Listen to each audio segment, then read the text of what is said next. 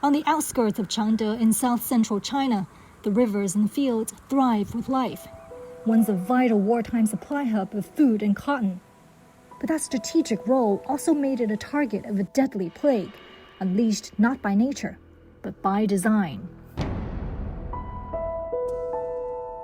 78-year-old Mrs. Xiong still carries memories of her family that suffered. My father told me that my grandmother died of the plague. She had fevers and swollen lymph nodes everywhere. My granddad's brother died the same year. Our family was poor, selling snacks just to get by.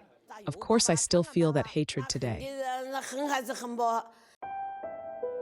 The first recorded victim was a 12-year-old girl. Doctors found rodent plague infection in the post-mortem, the same disease once known as the Black Death. A single flea bite could kill within days.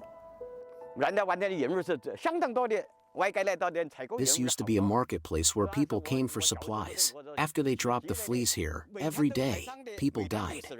Every day there were coffins. Roads were sealed, trenches were dug. But because so much business happened here, the plague spread fast. Mr. Lu, whose mother survived, keeps the list of all the victims and their descendants. Every name on these pages form crucial evidence in a continuing civil lawsuit against the Japanese government. Across China, researchers are gathering records from multiple provinces and digitizing them, turning scattered history into a lasting archive. 7,643. That's the number of victims of Japan's bioweapons attack here in Chanda. Over the decades, investigators from both China and Japan pieced together overwhelming evidence. Photographs, medical records, survivor testimony, even diary entries from the perpetrators themselves. And yet, to this day, many Japanese politicians still deny the atrocities ever took place.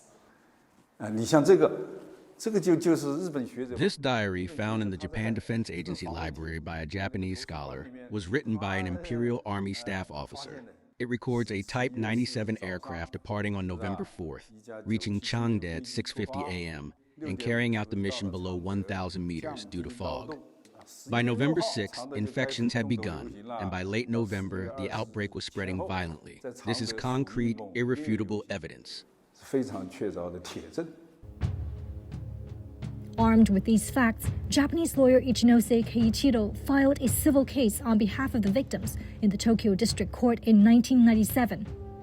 8 years later, the court reached a final verdict, confirming the facts, but rejected claims for compensation, effectively offering no accountability.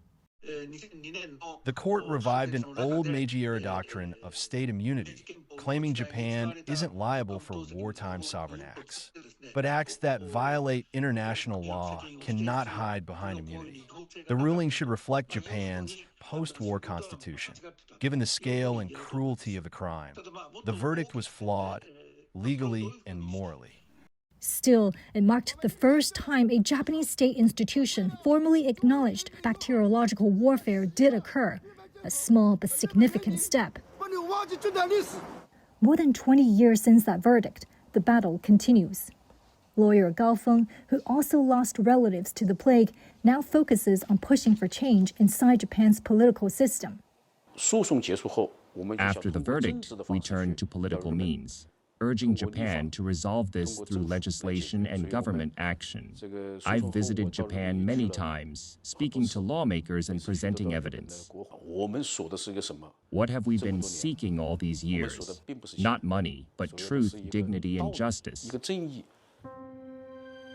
A national investigation report issued in 2010 counted nearly 650,000 deaths from Japan's repeated bacteriological attacks in China. But with key records destroyed in Japan, the full scale of the tragedy may never be known. Japan has yet to apologize, and instead, its top leadership continues to stoke tensions of future conflict. The mere suggestion that war could happen again is utterly unacceptable. The purpose of our lawsuit has always been to prevent another conflict. Acknowledging historical facts, addressing victims' suffering, and showing genuine remorse are, in my view, the foundation of peace in East Asia. At least here, in the town that bore the brunt of the attacks, history will not be forgotten. Of course, I want to continue fighting. I want justice. We cannot give up. Even after I die, my children will continue this fight.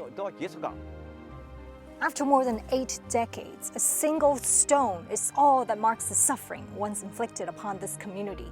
But remembrance alone is far from enough. Lasting peace requires truth and accountability. And until Japan faces history with honesty, the fight for justice will continue.